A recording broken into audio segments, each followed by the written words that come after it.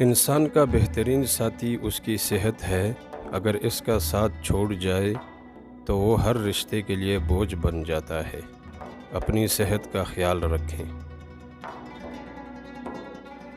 اللہ تعالیٰ سے معافی اور صحت کا سوال کرتے رہا کرو، کیونکہ ایمان کی نعمت نصیب ہو جانے کے بعد تندرستی سے بہتر کوئی نعمت نہیں۔ اللہ کریم زندگی کے ہر موڑ پر آپ کو اچھی صحت، خوشیاں اور کامیابی عطا کرے، آمین۔ خالق سے مانگنا سنت ہے، اگر دے تو رحمت، نہ دے تو حکمت۔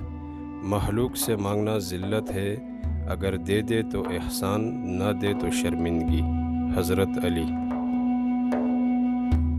اگر راستہ خوبصورت ہے تو معلوم کرو کہ کس منزل کو جاتا ہے، لیکن اگر منزل خوبصورت ہے تو راستے کی پرواہ نہ کرو۔ وہ بچپن میں کہتے تھے کہ لڑائی لڑائی معاف کرو، اللہ کا گھر صاف کرو۔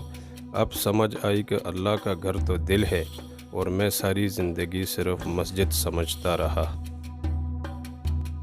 مصروف رہنے کا انداز تمہیں تنہا نہ کر دے غالب، رشتے فرصت کے نہیں توجہ کے محتاج ہوتے ہیں۔